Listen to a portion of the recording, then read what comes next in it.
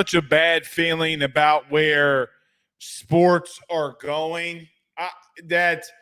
And not necessarily sports, but just college football playoff in general. Because today it's been approved that the 14-team playoff is going to happen.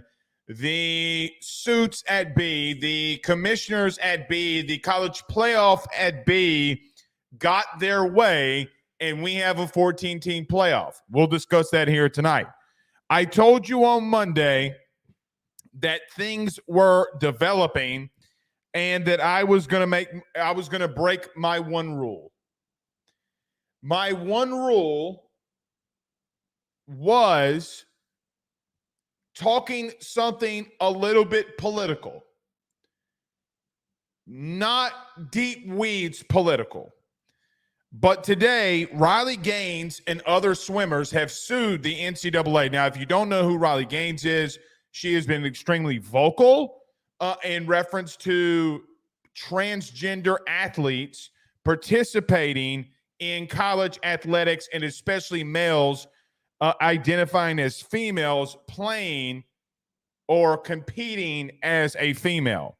I'm going to break my one rule because this can be something, and I'll tell you why, could really be a massive case. Because this is going to, and it's looking like might be class action. And if it is, I think that this demolishes the NCAA more potentially than anything Tennessee did. Staying out of the weeds in reference to whatever you believe, you believe. I'm bringing this in, to the show because it also goes along with the playoff today as well. We're going to tie all of that in together. I'm breaking my one rule. In 900 episodes, close to 900 episodes, I'm going to break that rule here tonight. Believe what you want to believe. I am not here to tell you what I believe about this situation. I'm just going to tell you what I think could happen in all of this. We'll talk about that. Also, we'll go through a Mississippi State preview. So LSU faces off against Mississippi State in the weekend series, the opening weekend of the conference. We will preview Mississippi State and what we think this series could look like. Also, I've seen a lot of pushback about Matt McMahon and them losing today to Mississippi State. We'll discuss on that, and if we have some football here at the end. There goes my top to my pen. You can't lose the top to a pen.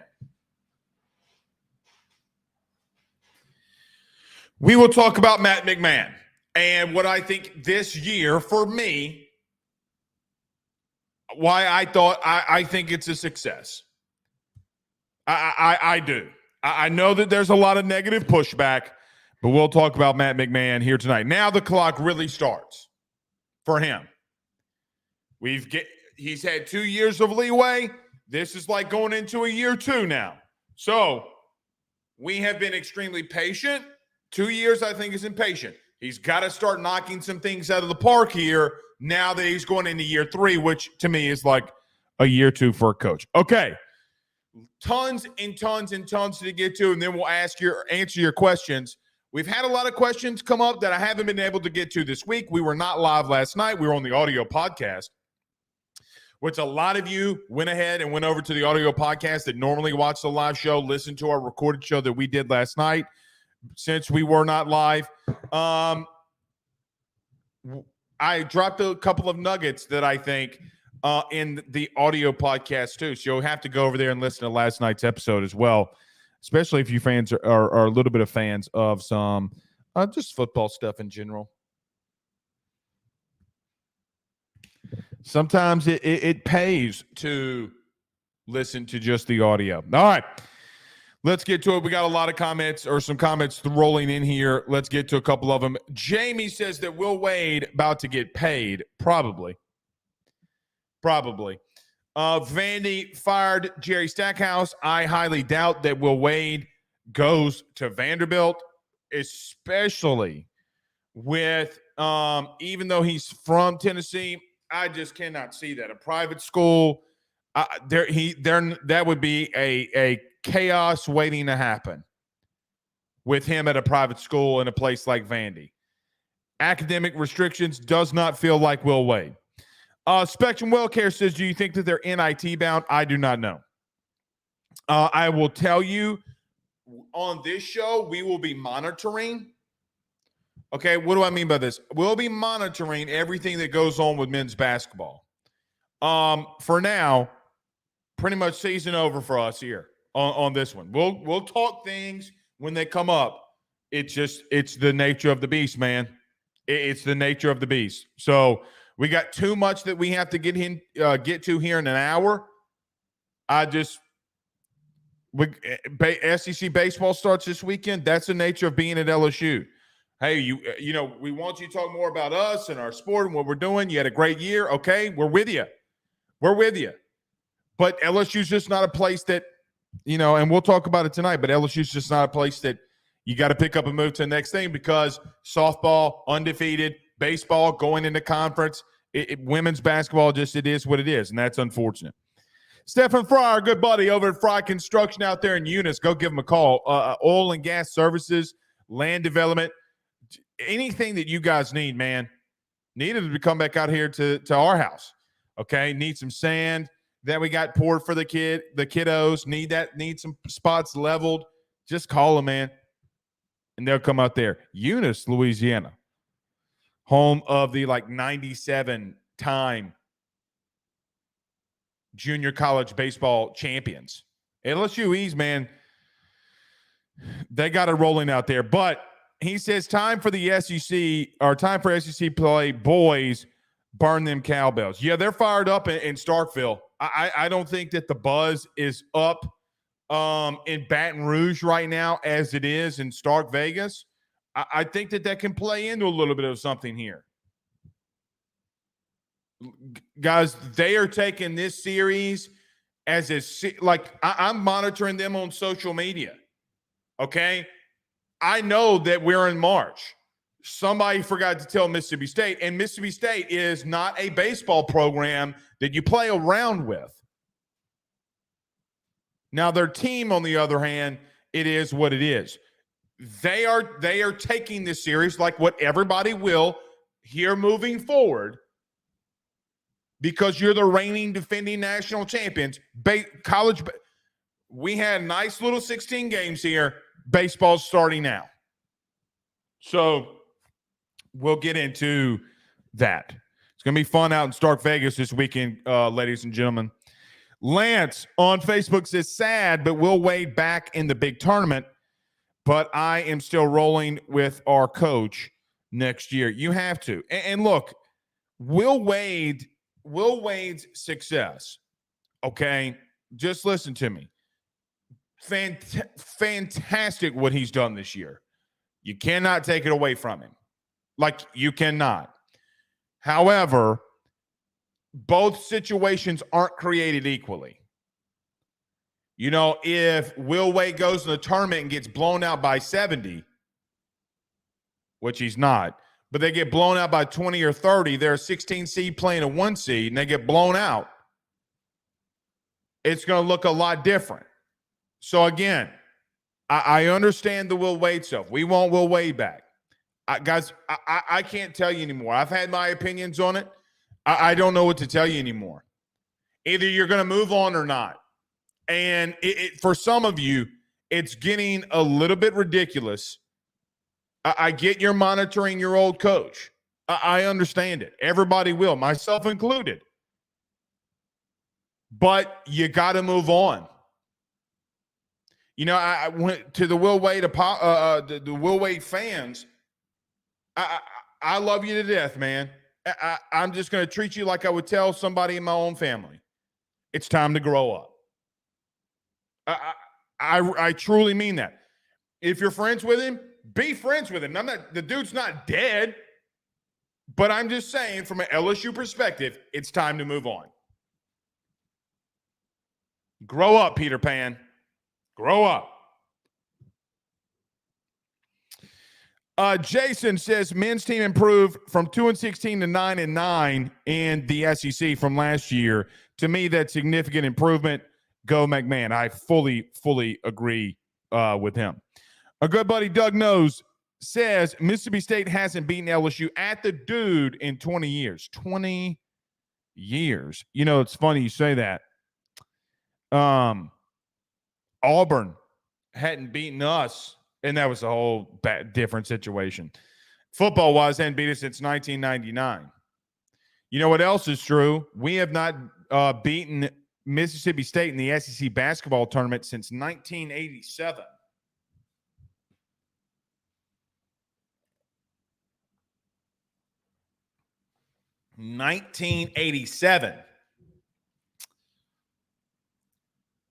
Look, maybe with a new arena. And look, I forget that we did the audio last night, so I feel like I talked about that. With a new arena, how does it help develop men's basketball and get people serious about it? I don't know. I 100% do not know. What I do know is that LSU is investing massively in basketball. Something that William Tate is a massive fan of, the president of the university. So it's gonna spend money in athletics. I mean, how long did it take for something like this to get done? This is not a Scott Woodward thing. Like I think that people think so. Last night we talked about it. We missed this. I want to bring this up about the the new LSU arena that is coming.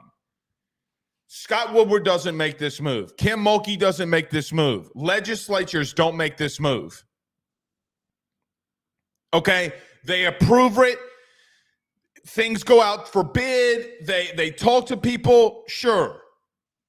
The new LSU basketball arena, which is not on social media, but you got to have him credit for, or give him credit to, I should say. A lot of it falls on Scott. A hell of a lot of it falls on the new, or he's not new anymore, but LSU president William Tate and his investment, or at least at small parts, attempt at an investment into now building something bigger in basketball. LSU does not put their name on. They don't lease. They don't do things like this. This move is not approved by Scott Woodward alone. He's got to go to his board of regents. He's got to go to the president for everybody to get on board. And I do think there's something to be said now about when Brian Kelly said when he got here about alignment. So now you have President Tate, Scott Woodward, working together. Hey, guys, we know the PMAC is not in good shape. We got to move it. We're going to move it. Or where at least that you play. We're going to do something for you about this now. Okay. So the council, the Baton Rouge Council approving it, good for them. That goes to Scott Woodward and William Tate playing backdoor politics to get that approved. That's how shit gets done in Louisiana. Backdoor politics. I'm telling you right now, I know this for a fact. Backdoor politics were played. You got a 10-1 vote to get a new arena built so that men's and women's basketball can play in there. There's going to be concerts that come there. There's going to be so many different activities that will come there. It's what they're doing in Texas and in Austin. So I tell you, when things seem silent around LSU, they never are. I also will tell you this. I think it's funny that you had people in December of 2023 when LSU was going through coaching searches that they did not have the money to go out there and start outbidding people. I will continue to say this as God is my witness until the day that I die. If you think for 1 second and 1 iota that LSU does not have stupid bags of cash or will be able to get stupid bags of cash. You are just, for anything that they want, you just don't have your mind in order. Now, I will also tell you something too. LSU is going to get big donations behind this. They're going to have to. And they will. But now that these projects are going to start getting underway, expect there to be more at the current moment of the way that college football works. Expect there to be more NIL money to be played with. So that in and of itself could have been a whole Ruffino's rant. But I will tell you, this is not something that has been going on over just once overnight. This has been in the works for 3 years. 3. And they're finally going to get it done. Meanwhile, when Jay wins a national championship, he's been on Scott like, hey, man, I know you got plans on doing the arena. This has been the biggest kept secret. I know that Blake Ruffino on AYSSnetwork.com 2 years ago said that this was coming, gave you the stadium that LSU was trying to implement, gave you the layout, gave you the location. Guys, we put this on our forum 2 years ago, damn near everything that would play out. Almost got the date right. Said by early March of 2024. It's the 14th, so 15th, so halfway through the month. I'll say that I was wrong there. Massive amounts of money is being spent, which also goes to a point about NIL, a whole different kind of conversation. And why guys like Nick Saban on Capitol Hill are being very hypocritical. We got so much that we got to get to tonight. We need to get to this Ruffino's rants first, though. Everybody do us a favor by hitting the like and share if you're on YouTube. Like, subscribe, notification bell, wherever you're listening to podcasts, rate, review, and subscribe. If you're on Facebook, like, share to all those groups, share to all of those social media pages. Let's talk about our good friends over at betonline.ag, our good friend Tyler Alexander over at LPT Realty. We talk about our good friends as well from J&J Exterminating. So much LSU stuff. Gonna break my one rule here tonight. Man, episode 892. It's in for a doozy. Stay with us. BetOnline is the fastest and easiest way for you to wager on all of your favorite sports, contests, events with the first-to-market odds and lines. Find reviews for all the news for each league, including Major League Baseball, NFL, NBA, NHL, combat sports, college sports, esports, and even golf. BetOnline continues to be the top online resource for all of your sports information for live in-game betting, props, and futures. Head on over to BetOnline today and use your mobile device to join and make your first sports bet. Use our promo code BELIEVE50, that's BELIEVE50, BLEAV 50, to receive your 50% off welcome bonus on your first deposit. That's betonline.ag, betonline.ag. He will sell your house and find you a new. Well, Tyler's the man, he's here for you. If you want to buy or sell, well, it's not too late. Dial 955-0008. Just call 955-0008. Y'all call Tyler, he'll shoot you straight. Louisiana is unique. The food, the festivals, even the bugs. No, not mud bugs. Unwanted bugs like these. The ones you don't want crawling in your home or business. Trust the Shield from J&J Exterminating. We've been protecting Louisiana homes for over 50 years, earning the trust of our clients because we deliver what we promise. Protect your home from pests. Get the Shield from J&J Exterminating. J&J Exterminating. Yeah.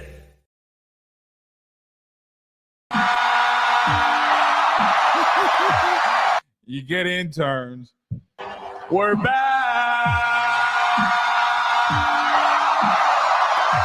All right, let's get this thing rolling, y'all. Let's get this thing rolling, y'all. So, it was approved today that the college football playoff has decided already to expand the playoff yet again. So, remember, for this year, we were expanding to 12 teams, but now we're expanding to 14 teams. Who would have ever thought that more money was coming into play? It's the age-old argument that you and I play probably once every other week. Suits or money people or TV networks, which mainly this is who it's falling upon, are continuing to have meetings about expanding the college football playoff. Of course they are. Of course they are. Because when nobody asked, like literally nobody was even asking, can you expand the playoff from 4? I'm pretty sure everybody came to the realization 4 teams cannot win the national title. Fans were loving college football. And you had some fans, which rightfully so, say to themselves, man, the bowl games, they suck. They just really stink. Bowl games aren't really fun anymore. Yeah. I get that. That's what happens when you have a playoff. That's what happens when people are making smart business decisions. Doesn't mean that the offseason or the postseason stunk. It really didn't. But here we are, a 14-team playoff that nobody asked for. We're going to continue to have decisions like this. We're going to continue to have decisions that are forced upon college football that no one's asking for. Nobody was asking for a 2-minute warning that they're putting into play here. Nobody was asking for there to be a running clock. Nobody was saying that the games were too long. Nobody was leaving places like Death Valley and Tiger Stadium. When Alabama was in town and Jane Daniels is rolling out right, throwing to Mason Taylor, there wasn't an empty seat. The regular season actually meant something. And I got to tell you, I am tired of hearing the argument that the regular season in college football doesn't take a hit with an expanded playoff. When Alabama, which now that Nick is gone and retired, maybe it does not have the same luster, maybe for the first couple of years that Kalen DeBoer is there. Yeah, well, Kalen DeBoer, first year without Nick, maybe it does, but without Nick there, it's not going to have the same punch. But when Alabama comes to town and you lose to them, or if Georgia comes to town or Texas comes to town, what does it matter if you lose? Because if you're 10-2 at the end of the day, you're making the college football playoff. That's how it's going to work. It doesn't matter anymore. You know what the great thing about college football was? Let me tell you why every week was a gauntlet. Because if you lose, there's a chance that you're out.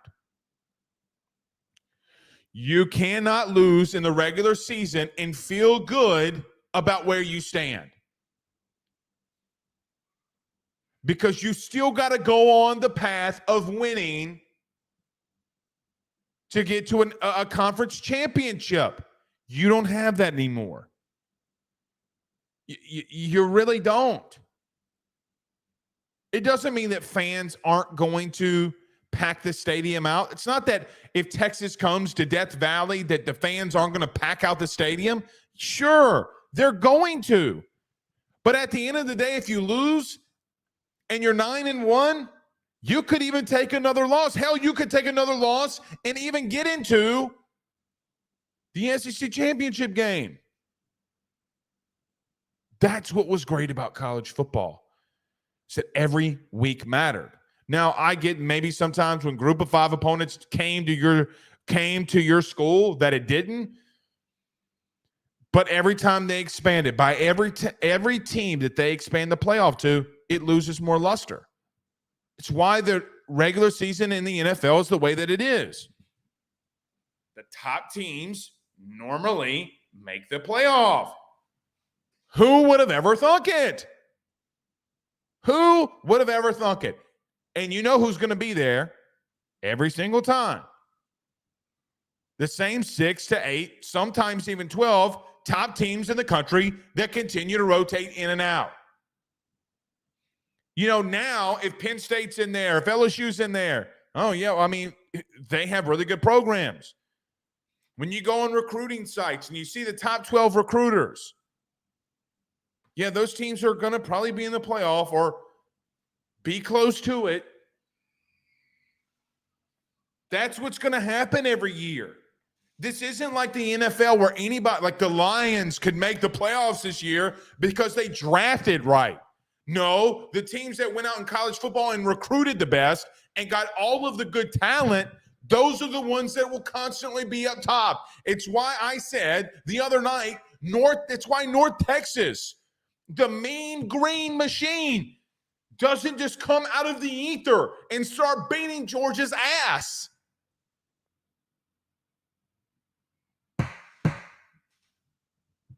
You know, man, I tell you, it's getting, we will always cover LSU here. 7 o'clock post games, you know that we're going to cover LSU here. On my national stuff, I'll tell you, we're going to talk about it. We're going to cover it. There's a market for it, clearly. I hate where this is going. I just hate so much where this is going. Doesn't mean it's not going to be entertaining. You know, if Penn State comes to Death Valley or we have to go to Happy Valley, I'm going to love every second of it. That is a prestigious place. Very prestigious place. God forbid, what if they do a whiteout in a playoff game at night? Like, well, LSU went up to Penn. It's going to be fun. It's going to be so much fun. In the postseason, I understand that no one has said that the playoff is going to be fun, or not fun, I should say. No one said that. No one said that the expanded playoff was not going to be fun. What we were telling you is, hey, man, the more you do this, the more you're going to put egg on your face, because there's not 14 teams in college football in any given year that can win a national title. It's not going to happen. But you do you, though, for more money, and then have guys like Greg Bryan or Breen or Byrne go up to Capitol Hill with Nick Saban and say, hey, man, those kids that are out of line. Meanwhile, everyone else around them continues to expand and gets another billion in their pockets. Literally, another billion in their pockets. You're mad at the kid that's asking for $100,000 for 4 years. of a collective that you endorsed.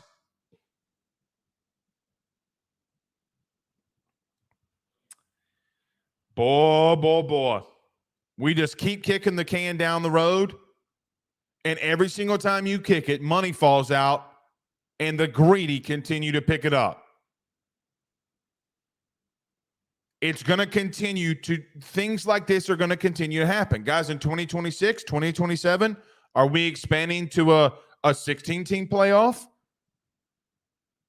Because teams that set at 15, 16, and they saw a really shitty group of 5 team get into the playoff when they couldn't, and there's bitching, they're going to expand it again.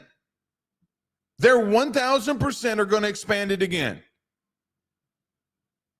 Now, we might sit at 16. That might be the comfortable number that they're trying to get to. But the crazy part in all of this, we haven't even played a game in the 12-team playoff that they just accepted a couple of years ago. So we continue down this path in college football where I have no idea where it's going. I have people on my right telling me that the regular season doesn't get diluted by an expanded playoff. I have people on my left telling me that Blake, college football it's fine everything's going to be okay. Everything had to burn down for things to get better. And I just say to myself, what world are you living in? Meanwhile, we're out there champion Tennessee when Nico Iamaleava and the Spire Group go away scot-free in NIL, and an NIL violation that the NCAA is trying to investigate, and you're behind Saban. Yeah, it's just not the same way. But you don't have the same issues with an expanded playoff. And people lining their pockets, administrators lining their pockets. But we have an issue with kids doing it. So we'll continue to have these stories every night. Everything will continue to seem fine. Meanwhile, guys, it's not. It just isn't. I feel like every night the last 2 years, during an off season, I come out and say, what are we doing here? What are we doing? I'm left speechless, honestly.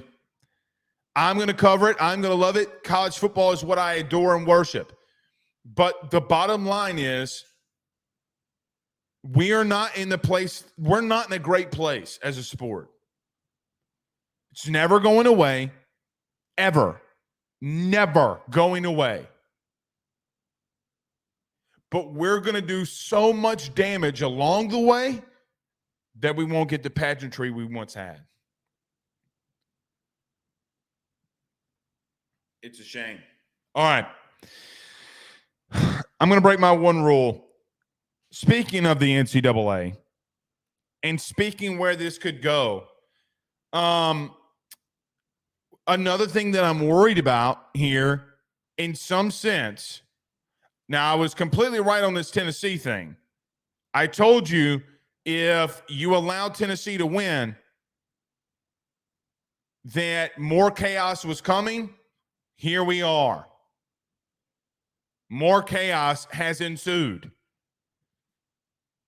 I think the same could be said about the NCAA. See, I think people thought that Tennessee and the case against Tennessee was the backbreaker. That ain't the backbreaker. What I'm about to tell you is actually the backbreaker here. It's what happened to Gay. Now, let me preface this. We do not talk about politics on this show. I'm not even going to give you my opinion, really, I'll give you one, about my political view on something. However, stay with me because I do think we're going to break away from the NCAA because I think they might be about to run out of cash. Riley Gaines is someone who has become, I don't want to say famous. I don't know if that is the right word to use here, considering some of the things that she went through. A lot of you know who she is. She was a Kentucky swimmer. She competed against a biological male who identified as a female from Penn. Riley Gaines either wound up tying or coming in second to this person that, and look, please don't, I am just trying my best on the verbiage of it. I know how the comments are going to be. That's not her pronouns. Whatever Lindsay or whatever her name was, Lindsay Thomas, okay? Don't come at me in the comments about pronouns because I will not tolerate it. But they are suing the NCAA because Lindsay Thomas went into a locker room, got dressed with other swimmers, and competed against other swimmers when she was biologically a male. I will say this. I'm going to break my one rule. I have a daughter, and no biological male will be competing against her in real competitive sports. I think it's a joke. to have a biological male compete against a female. It's a joke. And why anybody would allow this to happen is pure buffoonery. You know, Dawn Staley was on ESPN today and said the same thing. We actually inter-squad against every week in practice against 5 males. She said today, we are the number 1 team in the country, undefeated, and we lose to them every single day. That's Dawn Staley saying that. South Carolina's head basketball coach saying that every day. I don't even think what I am saying is political right now, even though it's a politicized topic. The reason I'm bringing this up is because if you think that the expansion of the college football playoff is breaking the NCAA's back, NIL is breaking NCAA's back, that's not even what's going to break their back. It's this class, what I believe will be a class action lawsuit against the NCAA for allowing transgender men who identify as women.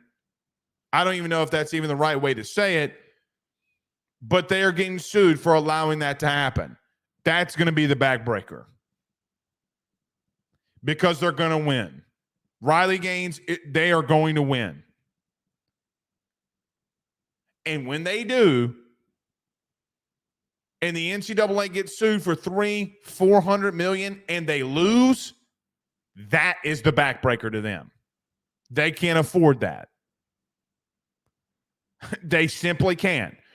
So as much as you thought that Tennessee was the backbreaker for the NCAA, it's not even close what's going to happen in a couple of months when the NCAA either settles or gets their back absolutely broken by the system. And then, let's say if this happens 6-8 months, a year. Guys, a year, I know that's a long time, but a year goes by pretty quickly. What if by this time next year, there's nobody in to enforce recruiting? Because you're not getting a collective bargaining agreement, I don't think, before next year. If the NCAA has their back broken, either one of two things can happen. Either the federal government's going to bail them out and say we can't have mass chaos and trillions of dollars goes to the NCAA, or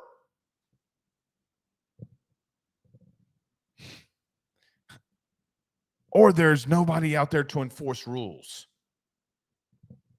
So I could go out there if the NCAA can't enforce rules, maybe the conferences could, but I don't see Greg Sankey enforcing rules. Maybe they do something, but as far as penalty, they're not going to do that. They're not going to do that. Greg Sankey works for all 16 presidents. He's not going to do that. So, I will just say, even whatever your political view is about men competing in women's sports, I think it's a joke. And I think people should be ashamed of themselves. Really, I do. The only reason I bring it up is because I think it's the ultimate backbreaker. Okay. Hopefully we're not getting abused in the comments.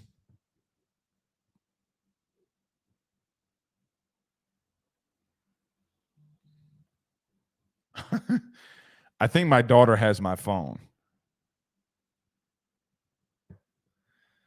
Because if so, she is commenting on my own show. Guys, did y'all do this?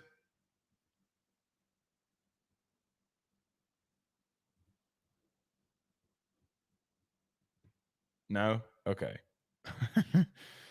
I was running. Charlie Viator says, preach, brother. It's not what I'm legitimately trying to do here, but what I am trying to do is just paint the picture of what I think is happening in college athletics. That's it. Again, it is a joke that men would compete in women's sports. Like, dude, do you know how It's not. It's that we allow it to happen as a society that I'm more pissed off about.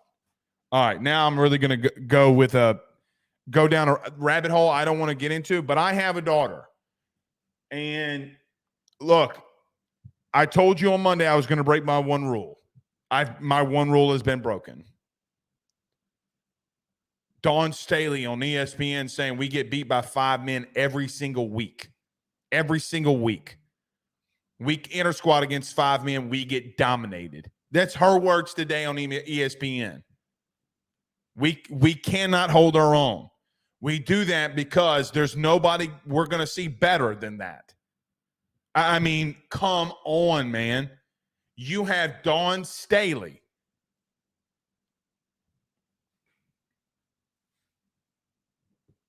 All right. Got to get to some LSU stuff. This is what we're going to do. We're going to take a quick break, and we got to preview Mississippi State. Big time weekend here for LSU baseball and Jay Johnson. We talk about that next. Let's pay some bills. We come back next. Stay with us. Guys, you might know my good friend Carol Falls and all the great service that he provides over at State Farm. He is your good neighbor after all. But did you know State Farm has surprisingly great rates as well?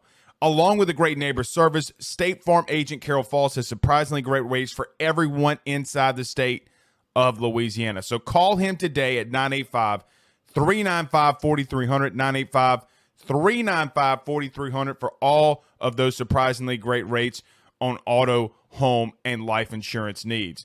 Like a good neighbor, State Farm is there, and individual premiums will vary by customer. All applicants subject to the State Farm underwriting requirements. By the Drake Williams Law Firm, drakewilliamslawfirm.com. Whether you've been injured in an accident, you're preparing for a future with your estate planning, you're getting ready to close in on a real estate deal, or you're about to welcome a new addition through adoption into your family, or you're facing criminal charges, you need very experienced attorneys, and that is what the Drake Williams Law Firm will be able to do for you in navigating the legal system. The door to their cozy office in historic downtown Ponchatoula has been open since 1981. They have helped thousands and thousands of Louisiana families and individuals win cases, close on real estate deals, and regain that peace of mind. Their lawyers over at the Drake Williams Law Firm, Ernie Drake III, Ryan J. Williams, and Summer Vignair, are very determined, compassionate, and dedicated to their craft. It's the Drake Williams Law Firm, drakewilliamslawfirm.com.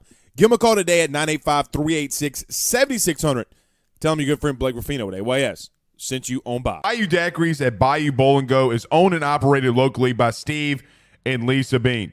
You can find them at 1512 North Highway 190 in Covington, Louisiana. That's 1512 North Highway 190 in Covington. The North Shore's first crawfish drive-thru is about to step it up another notch by bringing you drive-thru daiquiris as well. You can call in your order today at 985-888-1914.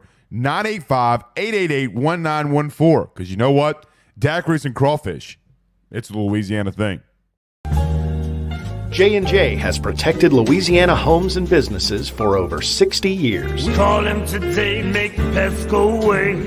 J&J Exterminating. Yeah. All right, let's preview some Mississippi State here. So, in a much anticipated, I know we've kind of been talking about it for 2 weeks because, look, man, this is for me, at least for me. I don't know about you. I mean, we have college baseball. We have 16 games here. It is what it is. It's really exciting. You have one big weekend. You get excited about it. Quite honestly, other than getting reps, knowing a lot about your team, getting the experience from a standing – now, you got to win games. Don't get me wrong. Means nothing. Kind of like what the regular season in college football is going to be, because once you get in the SEC play, it's what it's all about. Look, this team that we're going to face in Starkville is not the team of old. It's not really the same scariness that you get of old either, especially because, look, when Lamonis and Mississippi State were making their run, the couple of really, really, really good years that they had under him before they won a national title, they were pretty deadly. I'm not even going to tell you that at times this weekend, especially in parts of their lineup, they're not deadly now. and they don't have a good team right now.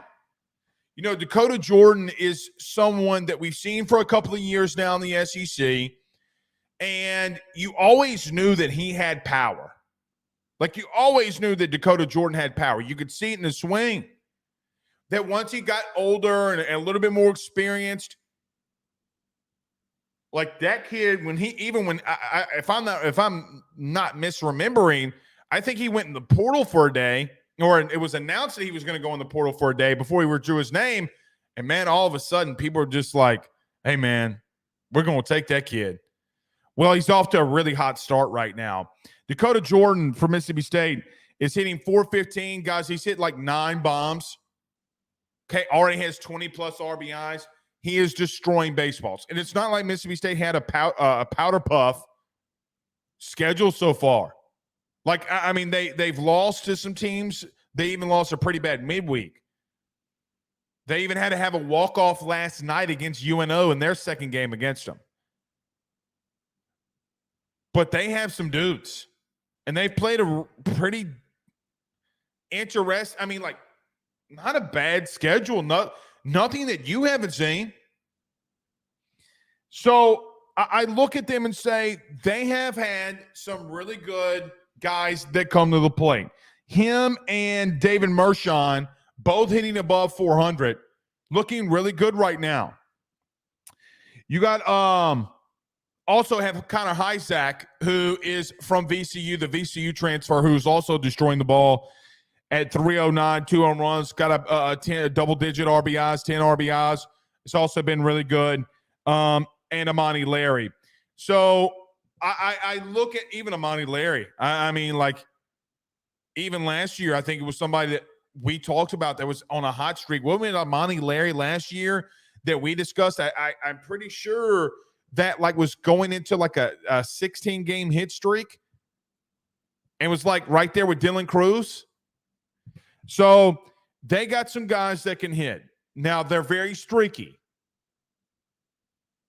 Like, they come out of nowhere sometimes. Like, they'll be down by 3, and all of a sudden they explode and get like 5 runs. That has been the story of Mississippi State this year. Slow, massive inning. Where did they come from? And that's how they've been getting their wins. Does have a pretty good staff. Now, I do think, for what it's worth, I think that their staff is pitching backwards from how good they are. So let me explain. Okay, Evan Sierra is someone, and it was going to start on Friday night. Of all the guys that you will see starting this weekend, he's got the worst ERA, okay? He has the least amount of innings pitched. And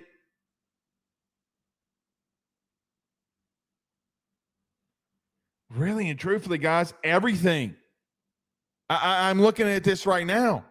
I mean, he's had less appearances.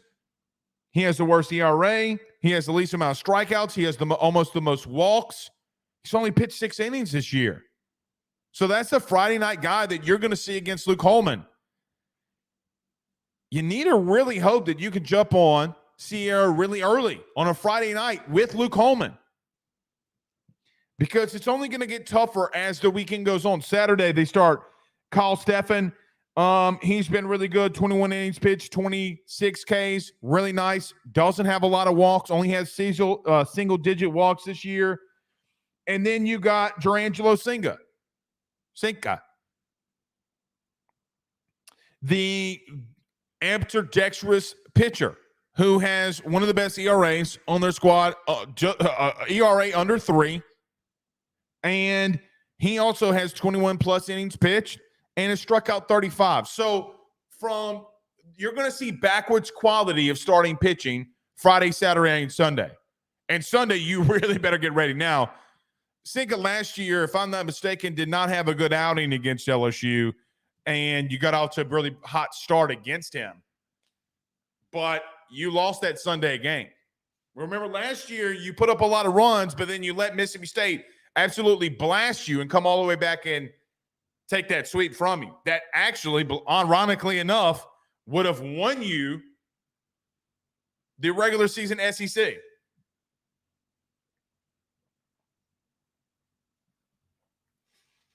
The entire SEC. You wouldn't have split it. Which, by the way, you know what's crazy? Kim Mulkey and Jay Johnson both won national titles before they won conference titles. It's usually the other way around, right? Normally, you're able to win your conference title before a national title. Today's day and age, man, sometimes it might be easier, depending on how things fall, for you to win a national title than your own conference. How crazy is that? You got to take 2 or 3. Okay, that is where I sit. I do think Mississippi State's good enough to where they can be streaky enough, even like on a Sunday. They can hit on you. They can score. They're not as bad as you think that they are. They're not a great team. You're far superior than them. Far superior in talent. And quite honestly, definitely in coaching. I just say you can't play around with them. I do think that they have something to prove.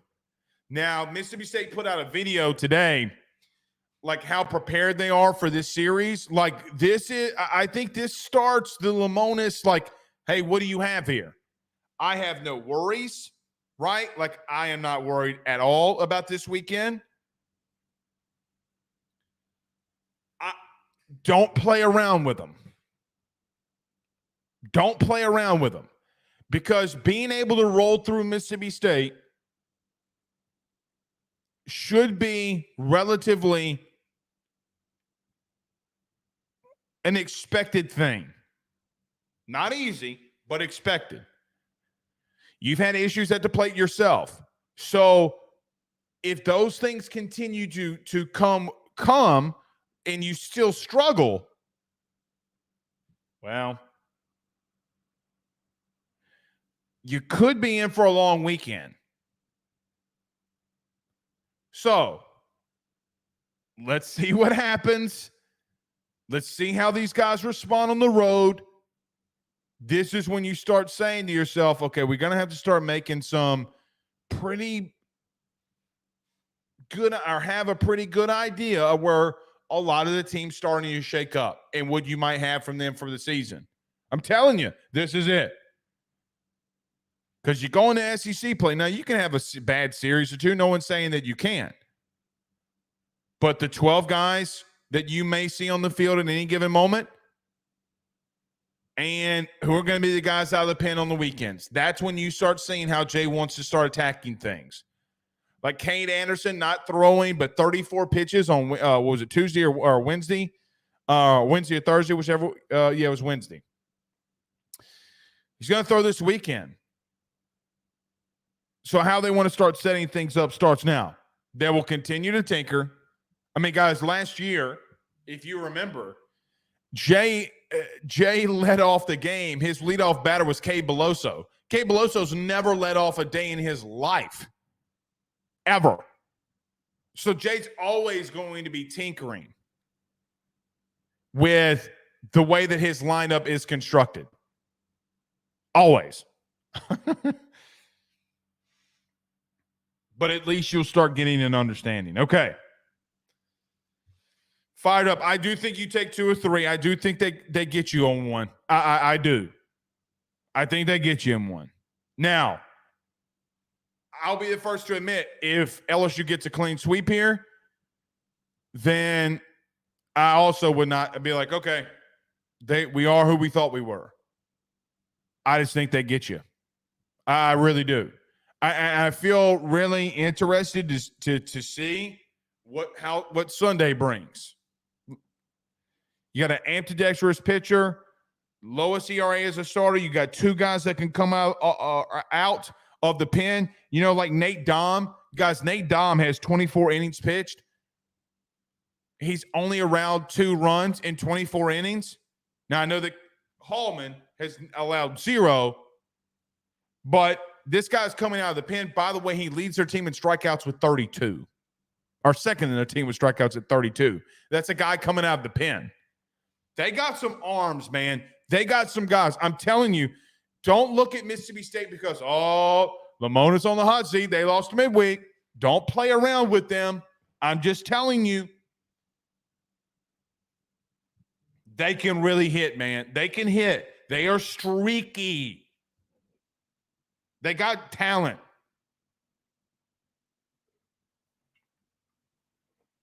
I was talking to an MLB scout who went and saw him play a couple times already this year. He's like, man, listen now, they can swing it. They can swing it. I'm like, okay. If you say so. If you say so, I do believe that they can. I think Dakota Jordan, guys, there's a chance. I mean, he's in the home run, SEC regular season home run race. A lot of us thought it'd be Tommy Tanks. Tommy got some catching up to do. Here's another thing, too. Dakota Jordan loves a fastball in, blowing in. Normally, right-handed pitchers don't necessarily like right-handed hitters don't necessarily always like that. They right-handed hitters more than lefties. Righties want to get extended. Like, look at every swing. Like A-Rod, everybody wants to get extended. Like, look at Cruz. Cruz wants to get extended.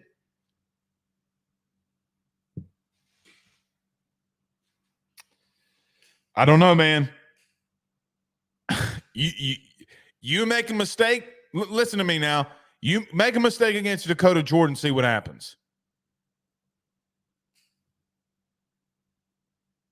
He's going to blast one into the upper atmosphere. You're going to have to send Buzz Lightyear out there to try to find it. It ain't coming back. Ever. Dude can play, man. Dude can seriously play. All right. Yes, we can get to this. Larry Galaska says, do you think they give Matt McMahon one more year? They're going to give him more than that. They're going to give him more than that. You can fire in your questions now, too. Hashtag Ask Blake. Got thoughts, questions, concerns as we wrap it up here. Let me talk about this. So, look, I know a lot of people are disappointed. I know a lot of people want there to be they just want there to be more success with men's basketball. I got to be honest with you guys. 5 months ago, we talked about men's basketball on the show, and I said, guys, if they went sub 500 in SEC play, I would be ecstatic. And I'll be honest with you, man, I'm pretty happy with what I consider to be a year one under Matt McMahon. I mean, I'm judging him as this being a true year one for him. Last year, I blanked that out of my mind. Last year to me, for Matt McMahon at LSU, just didn't happen. It happened, right? Like, I get it. It happened. But from the way that I am grading him, it didn't. He went sub 500 in the conference. He's going to have another year next year unless he completely falls flat on his face. Like, if they don't win an SEC game, they'll go 2-16. Like, okay, if you want to make a move, that's up to you, whatever. But I think you're going to be better next year. I really do. I think that you have a team that can possibly get into the tournament. That's where you need to be. Like, hey, man, we won a couple games in the SEC tournament. We're going to the big dance. That's where you need to be, or at least talk about it.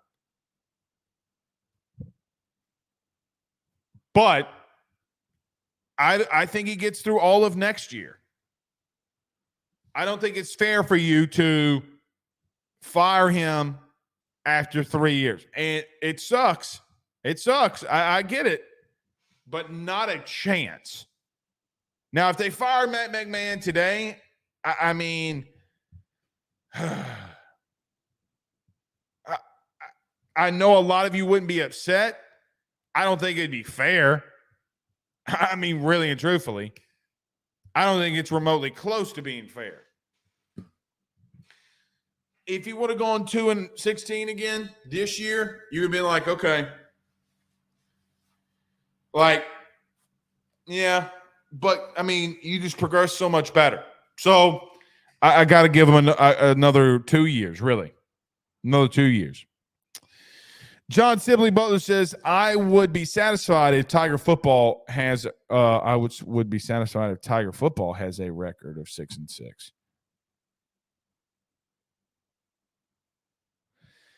Yeah, but John, that's different though. You would have, because if BK in year one would have gone 6-6, everybody would have said was, all right, well, Saban went 6-6 in year one, and he had a disaster that he had to overturn it too. I mean, he didn't. I mean, he just won the SEC West. I get that. I just think that these things are created differently, completely created differently. I don't think that you can. I don't think you can put weight on that. Put it like that. I mean, you're talking about a program that still won a national title in 2019, right? Like, I mean, LSU men's basketball is not on the pedestal of LSU football. They're not on the same playing field. Guys, in basketball, we're like the let me think. In men's basketball, we're like the South Carolina or Kentucky. Every now and then, they're going to have some really good years. Hell, they might even win the tournament.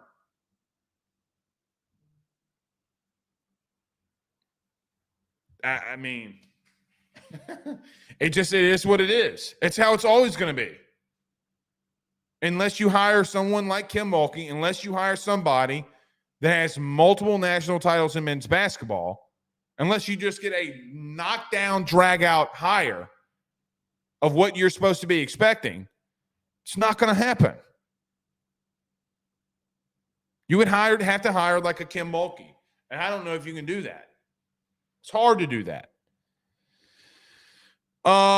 Chris says that, Blake, I think that Nate Dom is injured, which led Siri getting to the Friday start. Might be. Okay. There you go. I didn't know that he got hurt. I did not know that he got hurt.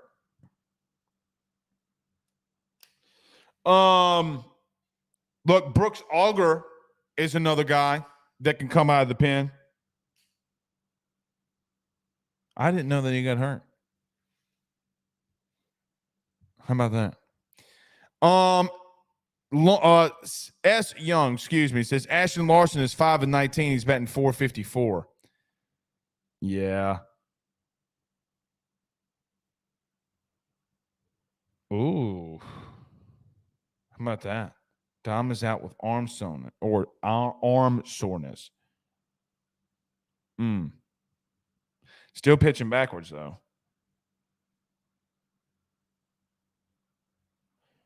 Yeah, I mean, they'd still be. Well, no, they wouldn't. I'm looking at my notes here. Yeah, okay. Damn, that sucks for that kid. I thought he was coming out of the pen, be honest with you, because he had, on paper, it looked like he had, I mean, he still had more. Guys, he's got 8 appearances. We haven't had 8 weeks. Yeah, I'm like, wait a minute. I'm like, how does this guy have 8 appearances? So he had to have come out of the pen. That's what, I mean, I haven't watched a whole hell of a lot of Mississippi State baseball.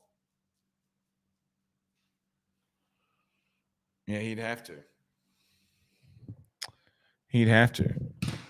I'm going to look at this because it's going to bother me. Mississippi State baseball stats. Yeah, it is. All right. So, come on, dude. Why does it take stats to take so long to pull up? Never understand why it takes so long for this to always pull up. Pitching. Make sure I wrote those appearances down right. Appearances. Yeah. That's got to be a typo. I thought it might be. I don't know. I was like, damn, he came in half their games. Brandon Reed says BK haters would have been critical of him if he finished 6-6 in his first year. True. But it wouldn't, I don't know. I just think it's different. Adam says, I'm just starting at the beginning of the show. The deal with Riley Gaines isn't political. It's freaking immoral, sick world we live in. It's very true. It's very true.